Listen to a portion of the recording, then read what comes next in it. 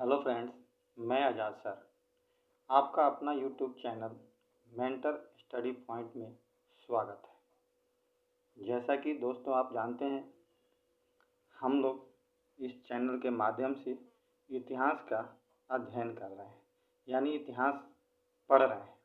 और इस इतिहास में हमने कल जो शुरुआत की थी उसमें सबसे पहले इतिहास के सिलेबस के बारे में हमने चर्चा शुरू किया था, जिसमें सबसे पहले हमने प्राचीन भारत के इतिहास के पूर्ण सिलेबस का अध्ययन आपको कराया।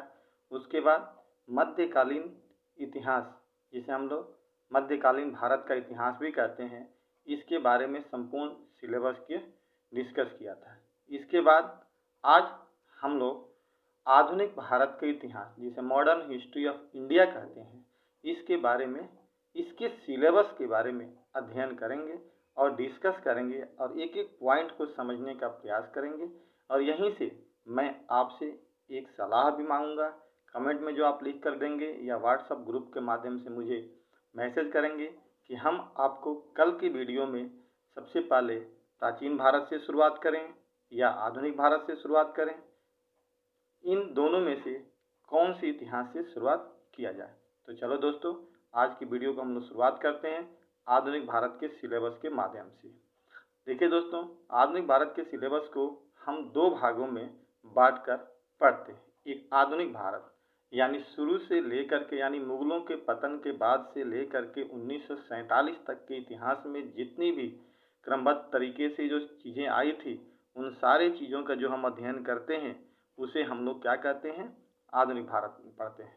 और 1947 के बाद जो इतिहास हम अध्ययन करते हैं, जो बहुत ही कम किसी कॉम्पिटिटिव एग्जाम में पूछा जाता है सिवाय पीसीएस और आईएएस के, तो उसको हम लोग आधुनिकोत्तर भारत यानी स्वतंत्रता के बाद का इतिहास हम लोग कहते हैं।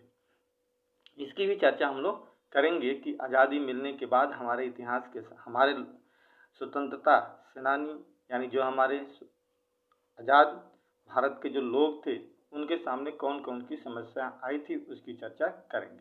तो चलो दोस्तों, सबसे पहले हम चैप्टर 1 की बात करते हैं। यहाँ पर हम यूरोपीय कंपनियों का आगमन, सबसे पहले हम आधुनिक भारत में जो हमारा सिलेबस में है पहला चैप्टर जो हम लोग पढ़ते हैं उसको कहते हैं यूरोपीय कंपनियों का आगमन। हम देखिए टोटल 11 टॉपिक की चर्चा यहाँ पे करेंगे और इस 11 टॉपिक में कुछ डिटेल्स भी पढ़ेंगे। आपको मैं उम्मीद करता हूँ कि जिस तरह से मैं सिलेबस का अध्ययन कराने का प्रयास करूँगा और सिलेबस की चर्चा करेंगे कि कई सारे आपके क्वेश्चंस, कई सारे डाउट्स आपके यहीं पे क्लियर हो जाएंगे। और साथ ही साथ जब हम अध्ययन करेंगे, जब हम पढ़ेंगे, तो वहाँ पे बचे खुचे जो भी आपके डाउट्स होंगे वो क्लियर हो जाए। लेकिन दोस्तों एक चीज़ ज़रूर याद रखिएगा, कल भी मैंने आपसे यही रिक्वेस्ट की थी और आज भी फिर से कह रहा हूँ कि कभी भी इतिहास को रटने का प्रयास मत कीजिएगा। इतिहास को हमेशा ही समझने का प्रयास कीजिएगा। इतिहास को हमेशा ही समझकर पढ़ने का प्रयास कीजिएगा। उसकी कंसेप्ट का अध्ययन कीजिएगा, कंसेप्ट आधारित पढ़ने का प्रयास कीजिएगा। ठीक है, तो चलिए यूरोपीय कंपनियों का आगमन सबसे पहला टॉपिक पढ़ेंगे। जब यूरोपीय कंपनियों का आगमन होता है उसके बाद दूसरा टॉपिक हम लोग पढ़ेंगे मुगल साम्राज्य का पतन यानी विघटन। कैसे भारत में मुगल साम्राज्य का पतन हुआ। कल हमने आपको चर्चा किया था मध्यकालीन भारत में कि जब हम मुगल काल पढ़ते हैं तो मुगल काल में को दो भागों में बांट करके हम लोग पढ़ते हैं। एक जो हम लोग प्रारंभिक मुगल काल कहते हैं, जिसमें बाबर, हुमायूं, शेरशाह, अकबर, जहांगीर, शाहजहां, औरंगजेब इत्यादि के बारे में पढ़ते हैं। वहीं दूसरा हमने बताया था कि उत्तरवर्ती मुगल काल, उसी उत्तरवर्ती मुगल काल को हम लोग मुगल साम्राज्य का पतन का काल मानते हैं और वहाँ से मुगलों का पतन होना आरंभ हो गया था। तो उस मुगलों के पतन को हम लोग भारत के आधुनिक भारत में पढ़ने का प्रयास करेंगे। उसके बाद तीसरा टॉपिक, देखिए दोस्तों एक मैं छोटी सी आपको बात बताता हूँ कि जब तक औरंगजेब यहाँ पे था, किसमें, मुगल काल में, तो उसने पूरे भारत के राज्यों को सिमट बांध करके रखा था। लेकिन औरंगजेब की मृत्यु के साथ ही छोटे छोटे जो राज्य थे वो अपने आप को स्वतंत्र करना आरंभ कर दिए, क्योंकि मुगल का नेतृत्व करता कोई इतना ताकतवर अब बचा नहीं कि सबके ऊपर शासन कर पाए। तो जैसे ही मुगल साम्राज्य का पतन होता है, नवीन राज्यों का उदय हो जाता है। इसमें हम लोग देखेंगे कौन कौन से राज्यों का उदय होता है उसके बाद मराठा राज्य पढ़ेंगे हम लोग, मराठा राज्य तथा संघ के बारे में। फिर भारत में ब्रिटिश राज्य का आर्थिक प्रभाव, इसका अध्ययन करेंगे। फिर 1857 का विद्रोह पढ़ेंगे। 1857 के विद्रोह के बाद कंपनी का संवैधानिक विकास पढ़ेंगे। इसको हम लोग दो जगह पढ़ सकते हैं, या तो हम इतिहास में पढ़ेंगे तो ऐतिहासिक व्यू से पढ़ेंगे कंपनी का संवैधानिक विकास, या जब हम पॉलिटी शुरू करेंगे, भारतीय राज्य व्यवस्था की शुरुआत करेंगे, तो वहाँ पर भी कंपनी का संवैधानिक विकास हमें पढ़ना होता है, तो हम वहाँ भी चर्चा कर सकते हैं। इसके बाद सामाजिक और धार्मिक सुधार आंदोलन, इसकी चर्चा करेंगे। फिर निम्न जाति मजदूर संघ तथा किसान आंदोलन के बारे में पढ़ेंगे। ब्रिटिश राज की उपलब्धियां, ये ऐसा टॉपिक है जहां से बहुत सारे क्वेश्चंस पूछे जाते हैं, इसके बारे में भी पढ़ेंगे। हमें कई बार ऐसा लगता है कि अंग्रेजों ने हमें नुकसान किया, लेकिन नहीं, अंग्रेजों ने भारत में शासन तो किया निश्चित तौर पर, लेकिन बहुत सारी उनकी उपलब्धियां भी छोड़ करके हमारे देश में वो लोग चले गए। फिर हम लोग लास्ट टॉपिक पढ़ेंगे भारत का स्वतंत्रता संघर्ष यानी आंदोलन, जिसे हम लोग दो हिस्सों में बांट करके पढ़ेंगे। पहला एक की कांग्रेस की स्थापना से पहले का समय, और एक कांग्रेस की स्थापना के बाद के समय को 3 चरणों में बांटेंगे और उसको पढ़ने का प्रयास करेंगे। इस प्रकार दोस्तों भारत के आधुनिक भारत के इतिहास को हम लोग पूर्ण रूप से 11 चैप्टर में 11 टॉपिक में बांटेंगे और बांट करके अध्ययन करेंगे। अब हम आपको चलते हैं इस सिलेबस का टॉपिक वाइज एनालिसिस करने के लिए कि एक एक टॉपिक में हम लोग क्या क्या पढ़ेंगे, जिसका अध्ययन हम लोग अगले वीडियो में एक एक करके करने का प्रयास करेंगे। दोस्तों जैसा कि आपने देखा कि सबसे पहला टॉपिक जो हमारा है वो है यूरोपीय कंपनियों का आगमन। यूरोपीय कंपनियों का आगमन का मतलब है कि उस समय जो भी भारत में कंपनी आई थी वो सारे के सारे कंपनी यूरोप से आए थे। जैसा कि आप जानते हैं पुर्तगाल भी यूरोप में ही है, डच जिसको आज हम लोग नीदरलैंड कहते हैं ये भी कहाँ है, वहीं पर है। अंग्रेज यूके जो यूरोप में ही है, डेन यानी डेनमार्क ये भी यूरोप में ही है, और फ्रांसीसी यानी फ्रांस ये भी यूरोप में ही है। तो ये कंपनियां जब भारत में आई थी तो इन्हीं को हम लोग यूरोपीय कंपनियों का आगमन के नाम से जानते हैं। दोस्तों यहीं से हमारा 2 क्वेश्चन क्लियर होता है, इसलिए मैंने कहा था कि जब हम टॉपिक का एनालिसिस करेंगे, एक एक सिलेबस के टॉपिक का एनालिसिस करेंगे, तो उसको आप ध्यान से समझिएगा कि क्वेश्चन कैसे क्रिएट किए जाते हैं। देखिए क्वेश्चन तो यहीं पे कई बार आपने बनाते हुए देखा होगा कि क्वेश्चन पूछा जाता है कि यूरोपीय कंपनियों के आगमन का क्रम बताइए कि कैसे कैसे यूरोपीय कंपनियां भारत में आई थी। तो उनमें से सबसे पहले पुर्तगाल आए थे, फिर डच आए थे, फिर अंग्रेज आए थे, फिर डेन आए थे, फिर फ्रांसीसी आए थे।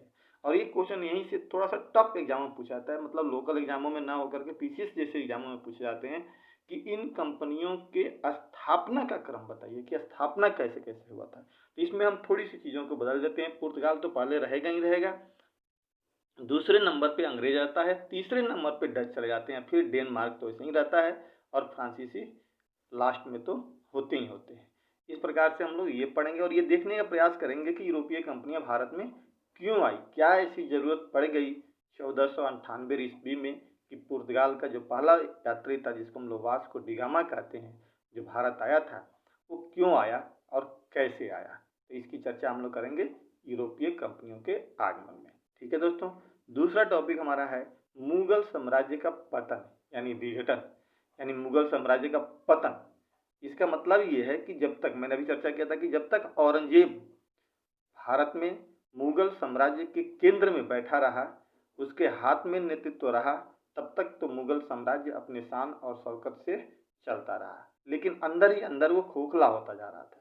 जैसे ही औरंगजेब की मृत्यु होती है और उत्तरवर्ती मुगल काल की शुरुआत होती है, और वहीं से मुगल साम्राज्य का पतन जो होता है आरंभ हो जाता है, जिस पतन के दौरान हम लोग कई सारे ऐसे शासक थे जिनके बारे में हम लोग अध्ययन करेंगे। जैसे बहादुर शाह प्रथम था, जानदार शाह था, फर्रुखसियर था, कल हमने चर्चा की थी। फर्रुखसियर और मोहम्मद शाह रंगीला के बीच में 2 शासक भी आए थे, रफ़ीउद्दौला रफ़ीउद्दर्जात, उसके बाद अहमद शाह आलमगीर द्वितीय, शाह आलम द्वितीय, अकबर द्वितीय, और लास्ट बहादुर शाह जफर। इन शासकों के समय में साम्राज्य क्या हो गया, तो धीरे धीरे बिल्कुल पतन हो गया। और आपको मैं चीज़ एक बता दूं दोस्तों, एक छोटा सा एग्जाम्पल मैं दे रहा हूं जिससे कि हम अगला टॉपिक इससे पकड़ लेंगे। कल भी हमने जिसे चर्चा किया था कि पूरे पहले सिलेबस हमें याद होना चाहिए। कभी भी जब भी हम पढ़ाएं या पढ़ें, ऐसे हम पढ़ें कि पढ़ाने की व्यू से पढ़ें, और जब हम पढ़ें तो एक एक टॉपिक हम एक दूसरे के टॉपिक से जोड़ लें, चैन सिस्टम से जोड़ लें, ताकि हमें याद करने में आसानी हो जाए। अब देखिए, मुगलों का पतन ही नवीन राज्यों के उदय का कारण बना, क्योंकि छोटे छोटे जो उस समय राज्य थे, उन सारे राज्यों को मुगल साम्राज्य का जो केंद्र था वो अपने में बांध करके रखा हुआ था। लेकिन जैसे ही नेतृत्व कमजोर हुआ, शासक कमजोर हुए, ये छोटे छोटे जो राज्य थे वो अपना वर्चस्व दिखाने लगे और धीरे धीरे अपने राज्य को मुगलों से स्वतंत्र करने लगे, जिसमें हम लोग दक्कन के निजाम यानी हैदराबाद के बारे में पढ़ेंगे, जाटों के बारे में पढ़ेंगे, सिख पढ़ेंगे, सिख जो भारत में सिखों का उदय हुआ था, जिसके अंदर हम लोग 10 सिख गुरुओं की चर्चा करेंगे। उसके बाद उसमें रणजीत सिंह जो थे, रणजीत सिंह के बारे में भी चर्चा करेंगे। मैसूर के बारे में पढ़ेंगे, मैसूर भी नवीन राज्यों के उदय का ही परिणाम था, जिसके शासक हैदर अली था, और हैदर अली के पुत्र ने टीपू सुल्तान ने तो बहुत ही बेहतर तरीके से भारत में शासन किया और अंग्रेजों के खिलाफ इन लोगों ने युद्ध भी लड़ा, जिसे हम लोग मैसूर आगल युद्ध के नाम से जानते हैं। 4 युद्ध हुए थे, इसकी चर्चा हम लोग जब मैसूर पढ़ेंगे तब करेंगे। फिर अवध के बारे में पढ़ेंगे, फिर जाकर के हम बंगाल के बारे में पढ़ेंगे। बंगाल का नींव जिसने मुर्शिद कुली खान ने जो रखा था, और कैसे बंगाल स्वतंत्र हुआ और बंगाल पर अंग्रेजों ने कैसे अपने आधिपत्य को स्थापित किया, और पलासी का युद्ध जो 1757 में हुआ था, उसके माध्यम से और बक्सर के युद्ध के माध्यम से कैसे अंग्रेजों ने अपनी पहली कदम बंगाल में रख दिया, इसके बारे में हम लोग इस टॉपिक में पढ़ेंगे। यानी नवीन राज्यों के उदय में बंगाल अपने आप में बहुत बड़ा टॉपिक है, बहुत महत्वपूर्ण टॉपिक है, जो क्वेश्चन के व्यू से बहुत ही मददगार सिद्ध होता है। यहाँ से अक्सर हर एग्जाम में क्वेश्चन पूछे जाते हैं, छोटे से छोटे एग्जाम हो या बड़े से बड़े एग्जाम हो। मराठा राज्य तथा संघ, अगला टॉपिक जो चौथा है, इसका नाम है मराठा राज्य तथा संघ। इस मराठा के बारे में भी पढ़ेंगे। इसको हम लोग बहुत आसान तरीके से डिवाइड करके पढ़ेंगे। इसको हम लोग 3 भागों में बांट करके पढ़ेंगे। एक शिवाजी का जन्म और उनका राजनीतिक उत्कर्ष के बारे में पढ़ेंगे, फिर हम लोग पेशवाओं का काल पढ़ेंगे, और फिर जो मराठा और अंग्रेजों के बीच में जो 3 युद्ध हुआ था, जिसको हम लोग आंग्ल मराठा संघर्ष कहते हैं, इसके बारे में भी पढ़ेंगे। जब शिवाजी का पढ़ेंगे तो शिवाजी का बचपन और राजनीतिक उत्कर्ष पढ़ेंगे। उसके बाद हम शिवाजी के उत्तराधिकारी के बारे में पढ़ेंगे, फिर हम शिवाजी के प्रशासन का चर्चा करेंगे। उसके बाद पेशवाओं का काल पढ़ेंगे, कैसे कैसे कौन कौन से पेशवा आगे बढ़े, और फिर 3 संघर्ष जो हुआ उसकी चर्चा करेंगे। इस प्रकार से मराठा राज्य तथा संघ को हम कंप्लीट करेंगे, जो बहुत ही महत्वपूर्ण टॉपिक है। उसके बाद हम 5वां टॉपिक पढ़ेंगे, भारत में ब्रिटिश राज्य का आर्थिक प्रभाव। दोस्तों मैं बता दूं, यह एक ऐसा टॉपिक है जहां से आए दिन एग्जामों में क्वेश्चन पूछे जाते हैं। ऐसा कोई एग्जाम नहीं है जहां से इस टॉपिक से क्वेश्चन न पूछे जाते हों। तो इसमें हम लोग कुल मिलाकर 6 टॉपिक की चर्चा करेंगे। सबसे पहला उपनिवेशवाद का विभिन्न चरण पढ़ेंगे, जो भारत में उपनिवेशवाद के कैसे चरणबद्ध तरीके से विकास हुआ था उसको पढ़ेंगे। फिर भू राजस्व व्यवस्था के बारे में पढ़ेंगे, जो अंग्रेजों ने भारत में भू राजस्व व्यवस्था के अंतर्गत 3 तरह के व्यवस्था लागू किए थे, जिसमें पहला था जमींदारी व्यवस्था, जिसे हम लोग अस्थायी बंदोबस्त के नाम से भी जानते हैं, इस्तेमारी भी कहते हैं। दूसरा जो था हमारा रैयतवाड़ी व्यवस्था था, और तीसरा जो था हमारा महलवाड़ी व्यवस्था। इन तीनों के बारे में हम लोग अध्ययन करेंगे। यहाँ से क्वेश्चन अक्सर पूछे जाते हैं, इसको बड़ी बारीकी से समझने का प्रयास करेंगे। फिर हम लोग तीसरा पढ़ेंगे, भारतीय दस्तकारी का विनाश, यानी अंग्रेजों ने कैसे अपने सामान को बेचने के लिए भारत के उद्योग को धीरे धीरे करके विनाश कर दिया, और उसके जगह पर अपने सामान को ला करके भारत में बेचने का प्रयास किया, इसकी चर्चा करेंगे। फिर संपत्ति का पलायन करेंगे हम लोग, जिसके बारे में दादा भाई नौरोजी बताते हैं, जिसको हम ड्रेन ऑफ वेल्थ कहते हैं। और वो बताते हैं कि अंग्रेज जो ये बात कह रहे थे कि भारत में हम पैसा इन्वेस्ट कर रहे हैं, वो इन्वेस्ट न करके भारत से संपत्ति को बाहर लेकर के जा रहे थे। इसकी भी चर्चा हम लोग संपत्ति के पलायन में करेंगे। फिर हम कृषि का वाणिज्यीकरण करेंगे कि कैसे अंग्रेजों ने हमारी जो पारंपरिक खेती थी उसको नष्ट करके वहाँ पर औद्योगिक खेती की शुरुआत की। फिर अगला हम टॉपिक आधुनिक उद्योगों का विकास करेंगे कि भारत में कैसे आधुनिक उद्योगों का विकास हुआ। ठीक है दोस्तों, तो इसलिए जब भी हम इस टॉपिक को पढ़ेंगे आप इस वीडियो को मिस मत कीजिएगा, क्योंकि यहाँ से क्वेश्चंस एग्जाम में आते हैं। ये जो हम इतिहास का सिलेबस बता रहे हैं दोस्तों, ये इतिहास आपको मैंने कल भी चर्चा किया था कि एसएससी का कोई भी एग्ज़ाम हो, वो ग्रेजुएशन लेवल का एग्ज़ाम हो, +2 लेवल का एग्ज़ाम हो, या 10th लेवल का एग्ज़ाम हो, या रेलवे में एनटीपीसी का एग्ज़ाम हो, ग्रुप डी का एग्ज़ाम हो, या अन्य कोई भी एग्ज़ाम हो, बैंकिंग का एग्ज़ाम हो, दिल्ली पुलिस का एग्ज़ाम हो, सबके लिए ये इतिहास फायदेमंद होगा। हम उस हिसाब से पढ़ाने का प्रयास करेंगे कि सभी एग्ज़ामों में जो क्वेश्चंस पूछे जाते हों, यहाँ से हम बनाने में सफल हों। यहाँ तक कि अगर आप बिहार पीसीएस का एग्ज़ाम देते हैं तो वहाँ भी ये हमारा वीडियो काम आएगा, और वहाँ के भी क्वेश्चंस जो लगभग 30 के आसपास में क्वेश्चंस पूछे जाते हैं इतिहास से, आप 25+ बनाने में सफल होंगे, ये मेरी पूरी तरह से गारंटी है। इसके बाद हम लोग आगे करेंगे 1857 का विद्रोह। ये बहुत ही बड़ा एक टॉपिक है। हालांकि इस 1857 के विद्रोह के पहले हम कुछ अन्य प्रमुख विद्रोह की चर्चा करेंगे। उसके बाद हम 1857 का विद्रोह करेंगे, और इसको हम सिस्टमेटिक तरीके से पढ़ेंगे। ऐसा नहीं पढ़ेंगे कि चर्बी वाला कारतूस जो था वो पता चला और उसके बाद से 1857 का विद्रोह हो गया, नहीं। हम एक क्रमबद्ध तरीके से अध्ययन करेंगे, इसके स्वरूप को पढ़ेंगे, किस नेचर क्या था इसका, क्या यह विद्रोह था कि क्रांति थी कि एक स्वतंत्रता संग्राम था, ये समझने का प्रयास करेंगे। फिर इसके हम कारण देखेंगे कि 1857 के विद्रोह का कारण क्या था, फिर शुरुआत कैसे हुई, मंगल पांडे ने इसे कैसे शुरुआत किया, फिर इसका प्रसार देखेंगे हम कि प्रसार कहाँ कहाँ था, क्या यह पूरे भारत में 1857 का विद्रोह फैला था, या केवल उत्तर भारत में, क्या या केवल दक्षिण भारत में था, और इसका पतन कैसे हुआ। जो पतन हुआ तो इसमें मतलब कि असफलता हमें हाथ लगी, तो इस असफलता के कारण क्या थे, क्यों हम हार गए, जबकि अंग्रेज बहुत कम थे और हम बहुत काफ़ी थे, इसके बावजूद भी हम 1857 के विद्रोह में हार गए, तो इसका वजह क्या था। और फिर हम इसका महत्व पढ़ेंगे कि इस 1857 की क्रांति का भारत के लोगों पर क्या प्रभाव पड़ा, क्या इसका महत्व हुआ, और यहीं से हमारे यहाँ एक राष्ट्रीयता का उदय होता है, राष्ट्रवाद का उदय होता है। तो इस महत्व को हम लोग समझने का प्रयास करेंगे, और फिर देखेंगे कि इसका परिणाम क्या निकला, क्या कंपनी का शासन रहा या कंपनी का शासन समाप्त हो गया, परिणाम में देखेंगे हम लोग। उसके बाद 7वां टॉपिक हम लोग पढ़ेंगे कंपनी का संवैधानिक विकास। कंपनी का संवैधानिक विकास का मतलब है कि भारत में जब कंपनी आई थी तो ये एक कंपनी थी, केवल क्या थी, कंपनी थी, व्यापार करने आई थी। लेकिन धीरे धीरे इस कंपनी ने भारत में शासन करना शुरू कर दिया, और जब भी कोई व्यक्ति शासन करता है तो उसके लिए एक संविधान की जरूरत होती है, ये कुछ दस्तावेज होने चाहिए, कुछ ऐसा लिखित एक संविधान होना चाहिए। तो उसका विकास इन्होंने कैसे किया, रेगुलेटिंग एक्ट के माध्यम से लेकर के और आगे तक जो चार्टर एक्ट हमारे यहाँ आते हैं, इन सब का विकास कैसे कैसे हुआ उसको हम पढ़ेंगे। हालांकि आपके अकॉर्डिंग जैसे आप बताएंगे वैसा, या तो हम कंपनी के संवैधानिक विकास को इस इतिहास में पढ़ेंगे तो ऐतिहासिक दृष्टिकोण से पढ़ लेंगे, और नहीं तो पॉलिटिकल साइंस जो हम पढ़ते हैं, भारतीय राज्य व्यवस्था, वहाँ पर भी हम कंपनी के संवैधानिक विकास का चर्चा करते हैं और वहाँ भी पढ़ने का प्रयास करते हैं। फिर हम लोग 8वां टॉपिक जो पढ़ेंगे, बहुत ही महत्वपूर्ण टॉपिक है, जिसका नाम है सामाजिक एवं धार्मिक आंदोलन। सामाजिक एवं धार्मिक आंदोलन या पुनः उत्थान।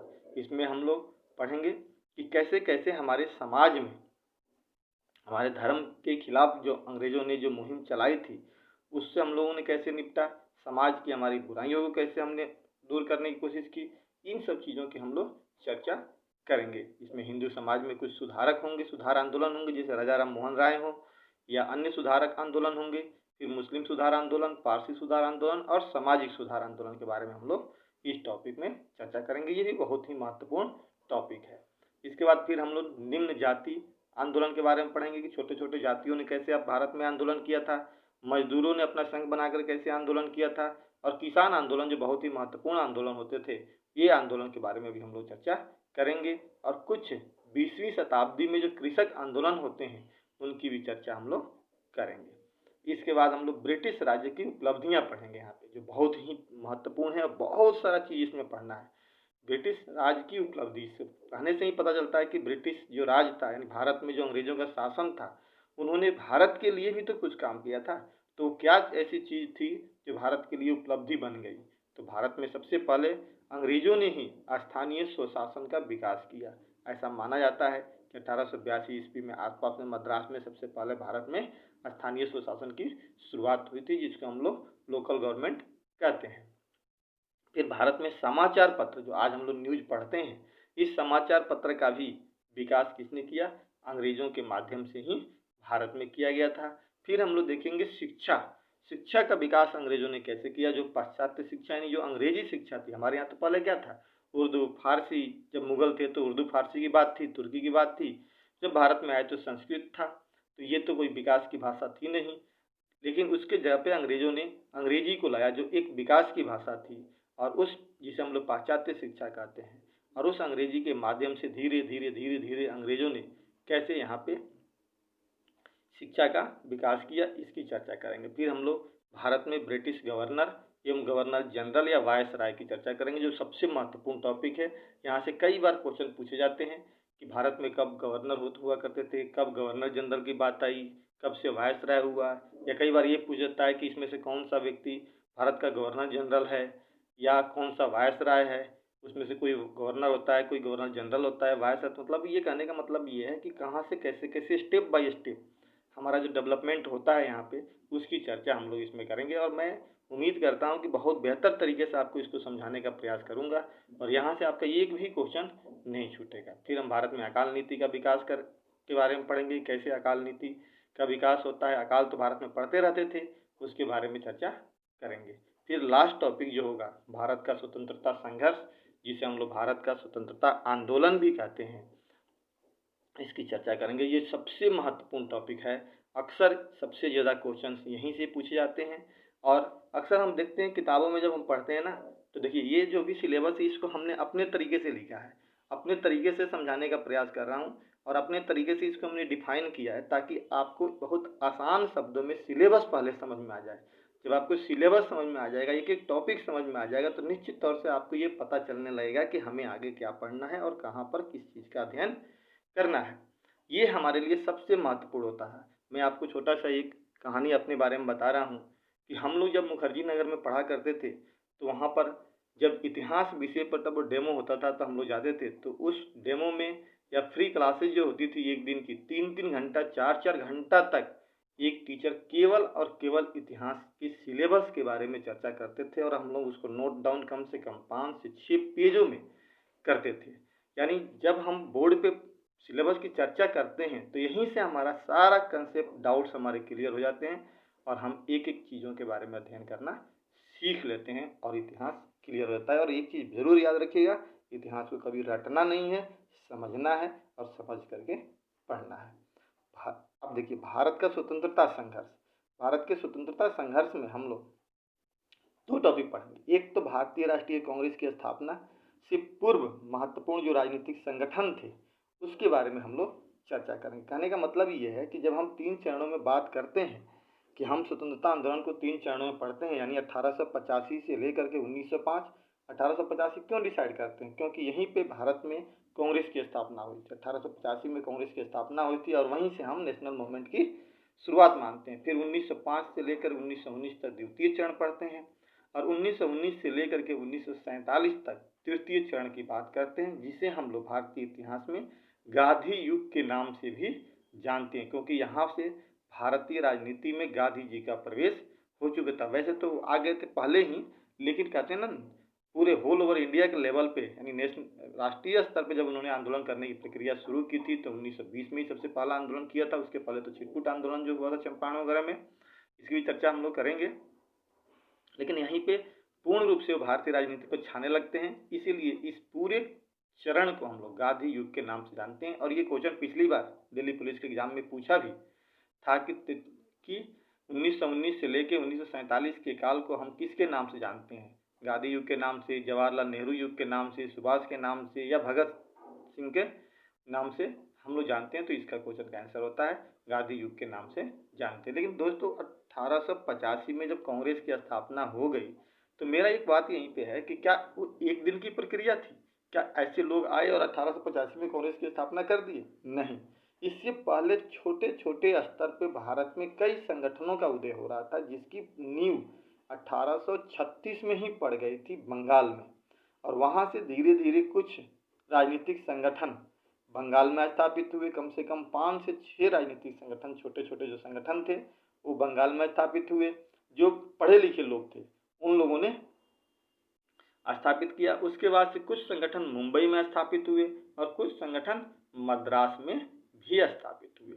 और इन सारे संगठनों का अलग अलग जगह पर जो भी संगठन थे, इन सब संगठनों का एकमात्र और मात्र उद्देश्य यही था कि भारत में राष्ट्रवाद का विकास करना। जैसे भी हो, अपने अपने स्तर पे जो शिक्षित लोग थे, जो पढ़े लिखे लोग थे, वो लोग भारत में राष्ट्रवाद का विकास करना चाह रहे थे। जिससे राष्ट्रवाद बहुत जरूरी होता है। जैसे मैं कभी जब मैं पढ़ाता था पहले, तो अक्सर मैं स्टूडेंटों से ये चर्चा करता था कि मेरा उद्देश्य ये नहीं है कि मैं आपको नौकरी दिला दूं। 10 साल का अनुभव मैं बता रहा हूँ कि मेरा उद्देश्य ये नहीं है कि मैं आपको नौकरी दिला दूं। मेरा उद्देश्य बस यही रहता है कि आपको उस विषय के प्रति एक जुनून पैदा कर दूं, एक ऐसा जुनून पैदा कर दूं कि आपके दिमाग में उठते बैठते सोते हर वक्त वो सब्जेक्ट घूमता रहे घूमता रहे घूमता रहे। और जब ऐसी स्थिति जब आपके दिमाग में आ जाती है, तो फिर आप उस सब्जेक्ट हो या वो एग्ज़ाम हो या वो कोई भी चीज़ हो, उसके प्रति आप दीवाना हो जाते हैं और आप उसे हासिल करने में सफल भी हो जाते हैं। तो हमारा एक जुनून होता है, एक जुनून पैदा करना। बाकी तो काम तो आपको करना है, बस एक जुनून पैदा करना होता है। तो वही हमारे देश में इन जो शिक्षित लोग थे, जो कहा जाता है कि 1857 की क्रांति में भाग नहीं लिए थे, वो जानते थे कि अगर हम 1857 की क्रांति में भाग लेंगे शिक्षित वर्ग, तो निश्चित तौर पर हमें हारना तो है ही, अंग्रेजों को डाउट हो जाएगा और हमारे राष्ट्रवाद का विकास नहीं हो पाएगा। इसीलिए उन्होंने भाग नहीं लिया था। हालांकि हम इसकी चर्चा आगे करेंगे। और शिक्षित लोगों ने एक अलग अलग स्तर पर राजनीतिक संगठन बनाया, लोगों के अंदर राष्ट्रवाद को जगाया। और जब ऐसी बात आई, तब जाकर के सब जब मिले, तो उनका मकसद तो एक ही था, भारत में राष्ट्रवाद का विकास। और तब जाकर के सभी लोगों ने मिल करके 1885 में एक पार्टी की स्थापना थी, जिसे कांग्रेस कहते हैं। हालांकि इसके पीछे बहुत सारे कारण भी थे। हम लोग ये वो ह्यूम के बारे में भी पढ़ेंगे यहीं पर, कि चर्चा जब हम कांग्रेस की स्थापना करेंगे, तो यहाँ तो भी हम चर्चा कर रहे हैं केवल सिलेबस का, लेकिन इससे ही आपको पता चल जाए कि मैं आपको कितना बेहतर तरीके से हिस्ट्री को पढ़ा सकता हूँ। तो 1885 में कांग्रेस की स्थापना होती है और उसके बाद से जो गर्म दल और नरम दल लेकर के प्रक्रिया को चलते हैं, उसी को हम लोग 1885 से लेकर 1905 तक के काल को हम लोग प्रथम चरण के नाम से जानते हैं। और उसके पहले की अवस्था को भारतीय राष्ट्रीय कांग्रेस की स्थापना से पूर्व महत्वपूर्ण राजनीतिक संगठन के नाम से जानते हैं। फिर 1905 से लेकर के 1919 तक द्वितीय चरण के नाम से जानते हैं इसको, स्वतंत्रता आंदोलन का। और फिर तृतीय चरण जो है 1919 से 1947, जहाँ पर गांधी जी आते हैं।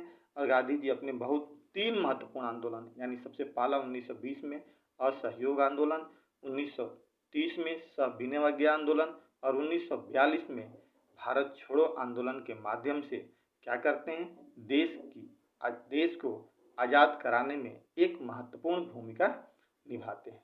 तो इस प्रकार दोस्तों हमने आधुनिक भारत में यह देखने का प्रयास किया कि जितने भी कौन कौन से टॉपिक हैं और उस टॉपिक के अंदर हम लोग क्या क्या सब टॉपिक के रूप में चीज़ों पे चर्चा करेंगे। और इस तरह से जब हम चर्चा करेंगे, तो निश्चित तौर पे हमें एक बेहतर इतिहास की समझ पैदा होगी। और इसी बेहतर समझ के साथ हम इतिहास को समझने में सफल होंगे और एक एक क्वेश्चन का जवाब भी आसानी से दे देंगे। फिर हमने वहीं पे दूसरा टॉपिक जो लिखा था वहाँ पे कि आज़ादी के बाद का इतिहास, जिसको हम लोग आधुनिकोत्तर कहते हैं, तो उसके बाद के इतिहास में हम लोग ये पढ़ते हैं स्वतंत्र भारत में। हम मिस्टेक से राजनीति हो गई, स्वतंत्र भारत में स्वतंत्र भारत का इतिहास लिखना चाहिए था, स्वतंत्र भारत का इतिहास। और इसमें हम लोग सबसे पहले पढ़ेंगे राष्ट्र निर्माण की चुनौतियाँ। राष्ट्र निर्माण की चुनौतियाँ यानी जब हमारा देश आज़ाद हुआ, तो आज़ादी के बाद हमारे सामने कौन कौन सी समस्याएं थी। आपको पता होगा कि जब देश हमारा आज़ाद हुआ, तो टूटा हुआ था, टुकड़ों में आज़ाद हुआ, हमें बटा हुआ हिंदुस्तान मिला। एक पाकिस्तान और एक हिंदुस्तान हो गया था, अलग अलग बट गए थे, तो हमें बटा हुआ हिंदुस्तान मिला। साथ ही साथ दूसरी तरफ जब हिंदुस्तान आज़ाद हुआ, तो उस वक्त हमारे यहाँ लगभग 565 के आसपास में छोटी छोटी रियासतें थी। अब इन सारे रियासतों को मिला करके एक संपूर्ण रूप से भारत का निर्माण करना हमारे सामने कितनी बड़ी चुनौती थी, हम बता नहीं सकते हैं। लेकिन फिर भी इन चुनौतियों को बड़े आसान तरीके से पंडित जवाहरलाल नेहरू और सरदार वल्लभ भाई पटेल ने मिल करके निपटाने की कोशिश की। इसीलिए हम लोग सरदार वल्लभ भाई पटेल को भारत का एकीकरण के नाम से भी जानते हैं। फिर हम यहीं पर देखेंगे कि एक दल के प्रभुत्व के दौर में कांग्रेस कैसे आगे बढ़ता है। मतलब एक दल तो होता है कांग्रेस और उसका प्रभुत्व भी रहता है, लेकिन धीरे धीरे उसके विपक्ष में कई सारे अन्य छोटे छोटे पार्टियों का भी यहाँ पर उदय होता है। और फिर जवाहरलाल नेहरू के नेतृत्व में एक नियोजित विकास की राजनीति कैसे शुरू होती है, निर्धारित की जाती है। और विदेश नीति जो हमारा गुट निरपेक्ष होता है उसके बारे में भी हम लोग चर्चा करेंगे। और धीरे धीरे आगे का भी चर्चा, कांग्रेस प्रणाली, लोकतांत्रिक व्यवस्था का संकट, जन आंदोलन, इन सब के बारे में भी चर्चा करेंगे। जो हालांकि ये सब चीज़ें जो हमारा एसएससी हो, बैंकिंग हो, रेलवे हो, दिल्ली पुलिस हो, एनटीपीसी का एग्ज़ाम हो, या डीएसएसबी का एग्ज़ाम हो, या अन्य कोई एग्ज़ाम हो, उन सब एग्ज़ामों में आज़ादी के बाद के क्वेश्चन बहुत ही कम आते हैं। ये क्वेश्चन अक्सर वहाँ पूछे जाते हैं जैसे एनडीए का एग्ज़ाम हो या पीसीएस का एग्ज़ाम या आईएएस का जब हम एग्ज़ाम देते हैं तो वहाँ पर आज़ादी के बाद के इतिहास के बारे से क्वेश्चन भी पूछा जाता है। इस प्रकार दोस्तों आज के वीडियो में हमने आधुनिक भारत के इतिहास का जो सिलेबस होता है उस सिलेबस के बारे में अध्ययन किया। और इस प्रकार 2 वीडियो के माध्यम से मैंने आपको संपूर्ण इतिहास, यानी जो भारत का इतिहास जो है उस संपूर्ण इतिहास को 3 भागों में बांटकर प्राचीन भारत, मध्यकालीन भारत और आधुनिक भारत के माध्यम से समझाने का कोशिश की और एक एक सिलेबस का अध्ययन किया। अब अगले वीडियो यानी कल हम इसमें आप जैसा हमें कमेंट करके बताएंगे या मैसेज के माध्यम से बताएंगे तो हम या तो प्राचीन भारत का इतिहास, हमें कोई पढ़ाने में दिक्कत नहीं, प्राचीन भारत का इतिहास या आधुनिक भारत के इतिहास से शुरू करेंगे। वैसे मुझे उम्मीद है कि मैं आधुनिक भारत का इतिहास से ही शुरू करूंगा, क्योंकि इन 3 इतिहासों में से सबसे ज़्यादा क्वेश्चन आधुनिक भारत के इतिहास से ही पूछे जाते हैं। और थोड़ा सा ये इंटरेस्टिंग भी होता है, मज़ेदार विषय भी है, पढ़ने में अच्छा भी लगता है और फेमिलियर विषय भी है, क्योंकि हम लोग बहुत सारी चीज़ इसके बारे में जानते भी हैं। तो इसको हम लोग पढ़ने का प्रयास करेंगे और यहीं से हम शुरू करेंगे अगले वीडियो में।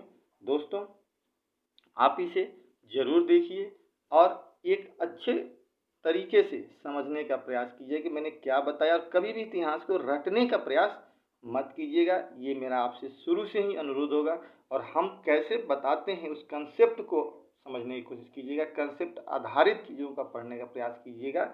आगे हम बताएंगे कि आपको कौन सी किताब इसमें हेल्पफुल हो सकती है, कौन सी किताब अगर आप पढ़ते हैं तब कंसेप्ट क्लियर होगा। इसी के साथ ही आप इसे अपने दोस्तों में शेयर कीजिएगा इस वीडियो को। इस वीडियो के बारे में लिख कर हमें कमेंट बॉक्स में बताइएगा कि आपको कैसा लगा, कैसा नहीं लगा, और सब्सक्राइब भी कीजिएगा। जय हिंद, जय भारत।